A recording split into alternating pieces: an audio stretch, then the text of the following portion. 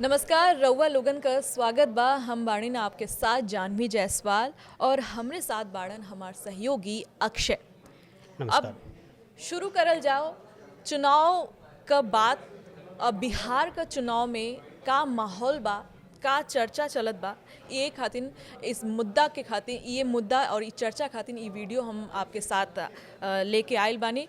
और बिहार में का बा तो बिहार में चुनाव बा और इस यह मुद्दा के साथ हम अक्षय से पहला सवाल पूछते हैं कि चुनाव का मिजाज का बा, बिहार चुनाव का मिजाज जो है वो का है। देखियो जानवी, राज्य तो बहुत अनेको छे, हाँ। पर बिहार रंग कोई राज नहीं छे। बिहार में स्वाद छे, राजनीति अपार छे, स्वतंत्रता सेनानी के भंडार छे, सैनिक के ढेरों अवतार छे, रामधारी सिंह दिनकर के कविता छे, मिथिला भोजपुरी मगही अवधि और अंगिका का बिहार सुख के पालनहार छे। तहे से जे बिहार के जय जयकार छे। नमस्कार, हमार नाम अक्षय कुमार सिंह छे और हम चर्चा कर रहल छी आइ बिहार के राजनीति पर। तो बिहार के राजनीति पर चर्चा आज सबसे पहल बात पीएम मोदी से स्टार्ट करे छिए, चूँकि पीएम मोदी कल रैली करलकै हन, 2 दिन के यात्रा पर रहे। तो अब चर्चा स्टार्ट भै रहल छे जानवी कि पीएम मोदी और नीतीश कुमार एक मंच साझा करके कि बिहार में एक एजेंडा सेट करलकै हन कि चुनाव के एक जे एजेंडा छे वो बिहार में सेट भै गेल छे। अब सीट सेट की भेल छे तो देखियो मंच पर उन्हीं पीएम मोदी जे छे 2-3 चीज बहुत मतलब बार बार दोहरेलकै हन। उ छे ऑपरेशन सिंदूर के जिक्र बार बार होले। दोसर चीज राष्ट्रवाद के जिक्र होले, भगवान श्री राम के जिक्र होले। और नीतीश कुमार भी जे छे अपना ये जाति जनगणना के जिक्र करलकै हन। तो एकरा से ई लग रहल छे कि बिहार में जे एनडीए के जे एजेंडा छे उ सेट भै गेल छे। अब विरोधी के लिए ई सवाल छे कि ई एजेंडा के की काट छे, केना जे छे ई एजेंडा के जवाब जे छे गठबंधन देते। तो सबसे पहल बात कि बिहार में एनडीए के एजेंडा सेट छे। वो एजेंडा भै गेल ऑपरेशन सिंदूर।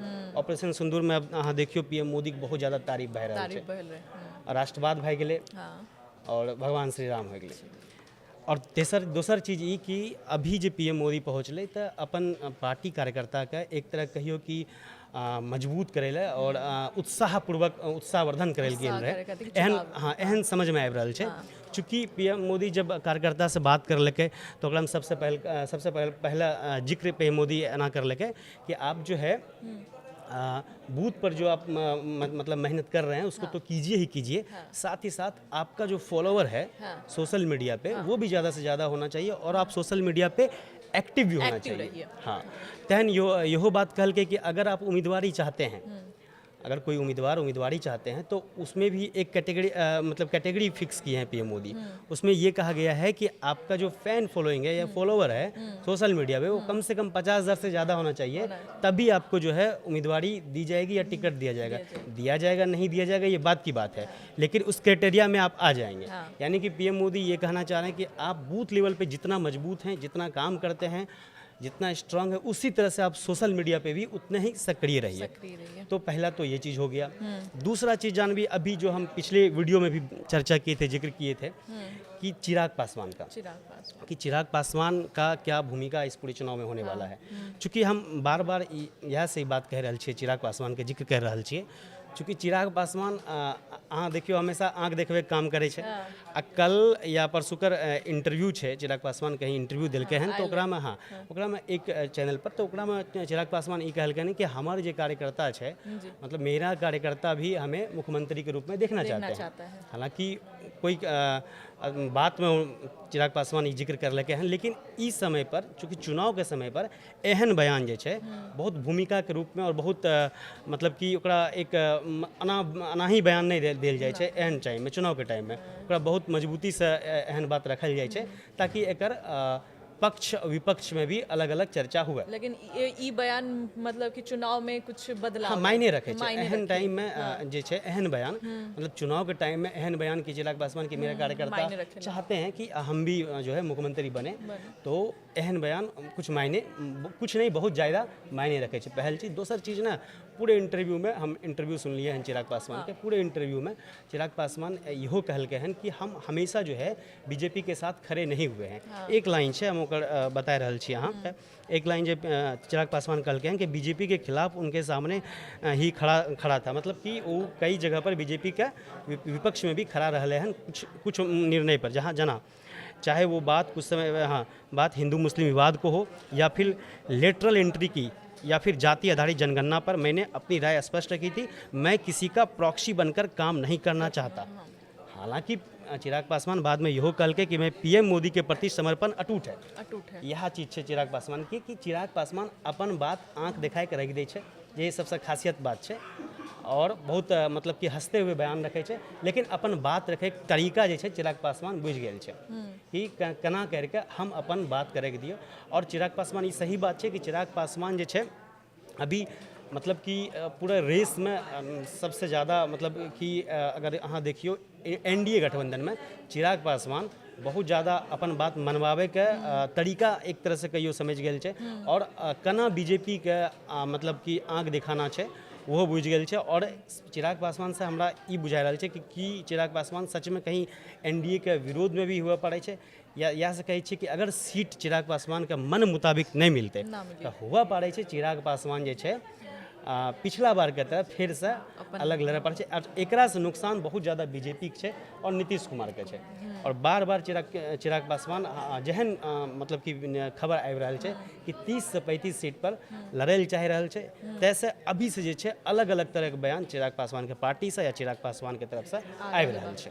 जी तर वह इहो जानत है कि आम आदमी पार्टी का बिहार में पद यात्रा निकाले वाला बा, तो ऐसे बिहार के चुनाव में का असर पड़ी? देखियो बिहार के चुनाव में जे असर पड़ते पहले एक हम पीछू कुछ जाए छे तो जना कि प्रशांत किशोर अभी पदयात्रा करलकै हन बिहार में, और वे हिसाब से वही तर्ज पर जे छे अरविंद केजरीवाल भी चाह रहल छे कि हमहू जे छे बिहार में जे छे पदयात्रा करी और जगह बनाई। आप पार्टी के जे छे कुछ मतलब कुछ महत्व बहुत ज़्यादा बिहार में हमरा नज़र में नहीं छे। हाँ तो लेकिन चूँकि दिल्ली में आप पार्टी का हार भए गेलै, पंजाब में एक जगह सरकार चल रहल छै, तो अब जे छै हमरा जहाँ तक मतलब हमर अपन समझ छै पॉलिटिकल जे हमर समझ छै, हमरा ई समझ में आबि रहल छै कि ई बात आप पार्टी भी समझ रहल छै कि हम ओकर कोई भूमिका या कुछ मायने बिहार में नहीं नजर आबि रहल छै। लेकिन कुछ वोट प्रतिशत भी अगर एकरा आप पार्टी के आबै छै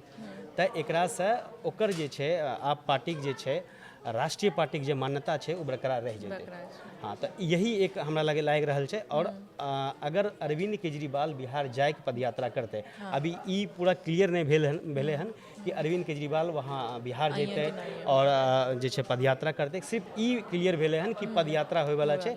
और वो पदयात्रा जे छे जानवी किशनगंज से स्टार्ट भए रहल छै। तो किशनगंज एक मतलब कि सीमांचल क्षेत्र में आवे छै और मुस्लिम बहुल एरिया है पूरा किशनगंज या सीमांचल। तो वहाँ से पदयात्रा आप पार्टी के एक बहुत बड़ संकेत ई छै कि मुस्लिम वोटर पर आप पार्टी के जे छै नजर छै, फोकस छै।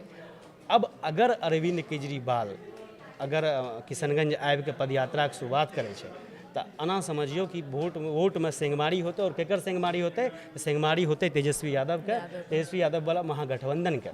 चूँकि पिछला बार भी मतलब एना मानल जाए छे और ये चीज़ छे भी कि अगर कांग्रेस और आरजेडी एक साथ चुनाव लड़े छे तो मुस्लिम जे लगभग जे वोट छे वो लगभग वोट उधर ही जाए छे, महागठबंधन के तरफ जाए छे।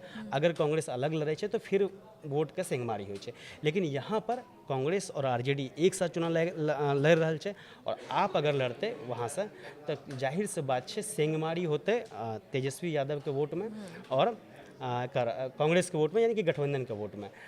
लेकिन एक नुकसान है गठबंधन का और फायदा है एनडीए के अगर वहाँ अरविंद केजरीवाल एक्टिव हो। दोसर चीज जानवी ई कि अहाँ एक चीज़ देखियो, यही कहै छै राजनीति की होइ छै।